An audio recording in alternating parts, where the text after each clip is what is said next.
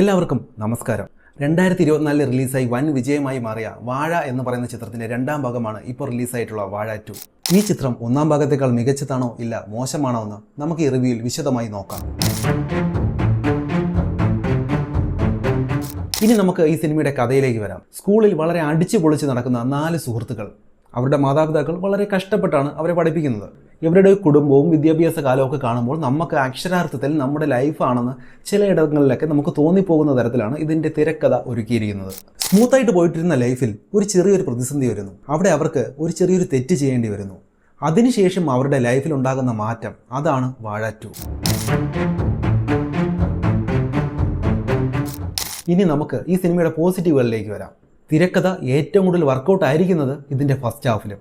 അതായത് ഇതിൻ്റെ ഫസ്റ്റ് ഹാഫാണ് ഈ സിനിമയുടെ ഏറ്റവും വലിയ പോസിറ്റീവ് എന്ന് പറയുന്നത്. ഈ ചിത്രത്തിൻ്റെ തുടക്കത്തിലെ സീൻ മുതൽ ഫസ്റ്റ് ഹാഫ് അവസാനിക്കുന്നത് വരെയുള്ളത് വളരെ എൻഗേജിംഗ് ആയിട്ടാണ് കൊണ്ടുപോകുന്നത്.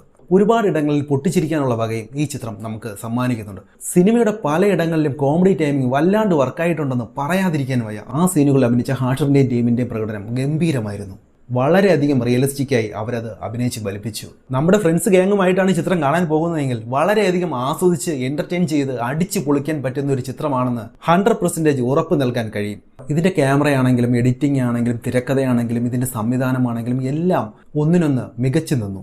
ഈ ചിത്രത്തിൻ്റെ സെക്കൻഡ് ഹീറോ ആരാണെന്ന് ചോദിച്ചാൽ അത് ഇതിൻ്റെ ബാക്ക്ഗ്രൗണ്ട് മ്യൂസിക് ആണെന്ന് എടുത്തു പറയേണ്ടിയിരിക്കുന്നു. ഈ ചിത്രം ഡൗൺ ആകും എന്ന് തോന്നുന്നിടത്ത് നിന്ന് ഈ ചിത്രത്തെ ഉയർത്തിക്കൊണ്ടുവന്നതിലും വലിയൊരു പങ്ക് ഇതിൻ്റെ ബാക്ക്ഗ്രൗണ്ട് മ്യൂസിക്കാണ്. അതുകൊണ്ട് തന്നെയാണ് ഞാൻ പറഞ്ഞത് ഈ ചിത്രത്തിൻ്റെ രണ്ടാമത്തെ ഹീറോ ഇതിൻ്റെ ബാക്ക്ഗ്രൗണ്ട് മ്യൂസിക്കാണെന്ന്.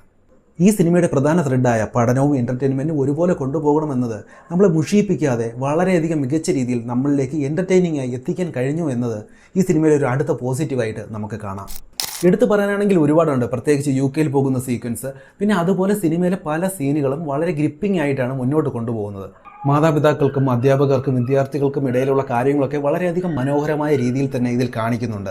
പ്രത്യേകിച്ച് അധ്യാപകർ എപ്പോഴും വഴികാട്ടിയായിരിക്കണം, അല്ലാതെ അവർ ഉപദ്രവിച്ചല്ല ഓരോ കാര്യങ്ങൾ നേടിയെടുക്കാനെന്ന സന്ദേശം വളരെ മനോഹരമായി ഇതിൽ കാണിക്കുന്നുണ്ട്. വിദ്യാർത്ഥികൾക്കായാലും അധ്യാപകർക്കായാലും അവരുടേതായ ഒരു സ്വാതന്ത്ര്യമുണ്ട്, അതിന് ഒരു പരിധിയുണ്ട്. അതിനോടൊപ്പം ഉത്തരവാദിത്വവും ഉണ്ടാകണമെന്ന കാര്യമൊക്കെ വളരെ സ്വാഭാവികമായിട്ട് തന്നെ ഇതിൽ കാണിക്കുന്നുണ്ട്.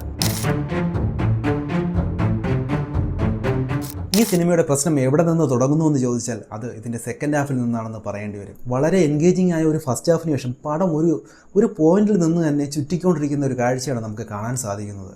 UK പോകാൻ തയ്യാറെടുക്കുന്ന സീക്വൻസിന് ശേഷം ഓരോരുത്തരുടെയും പോയിന്റ് ഓഫ് വ്യൂവിൽ അവരുടെ കഥ നടക്കുന്നു. ആ കഥയോ നമുക്ക് നേരത്തെ തന്നെ പരിചയമുള്ളതുപോലെ ഒരു തോന്നലും. ഇവർക്ക് ഇങ്ങനെ സംഭവിച്ചത് എന്തുകൊണ്ടാണെന്ന് സിനിമയുടെ തുടക്കത്തിൽ തന്നെ റിവീൽ ചെയ്യുന്നുമുണ്ടല്ലോ. അതിനാൽ അവർ എന്തിനു പോകണം എന്ന കാര്യങ്ങളൊക്കെ ഈ സിനിമയിൽ മാത്രമല്ല മുൻപേ ഒരുപാട് സിനിമകളിലൊക്കെ പറഞ്ഞിട്ടുള്ള കാര്യങ്ങളല്ലേ. അവിടെ നിന്ന് അങ്ങോട്ട് തിരക്കഥയുടെ പുതുമ നഷ്ടപ്പെടുന്നത് പോലുള്ള പല തോന്നലുകളും സിനിമ കണ്ടുകൊണ്ടിരിക്കുന്ന പ്രേക്ഷകന് തോന്നുന്നുണ്ട്. അവിടെയൊക്കെ കുറച്ചുകൂടെ ഫ്രഷായ സീനുകൾ തിരക്കഥയിൽ ഉൾപ്പെടുത്തിയിരുന്നുവെങ്കിൽ സിനിമ ഇപ്പോൾ നിൽക്കുന്നതിലും വളരെ മികച്ച ഒരു ചിത്രമെന്ന് നമുക്ക് പറയാൻ കഴിയുമായിരുന്നു. പലർക്കും പല അഭിപ്രായമാകാം. എനിക്ക് ആവറേജ് അനുഭവമാണെങ്കിൽ ചിലർക്ക് അത് വളരെ മികച്ച ഒരു സിനിമയായിട്ട് തോന്നാം. സോ അടുത്തൊരു റിവ്യൂവിൽ കാണുന്നവരേക്കും ബൈ.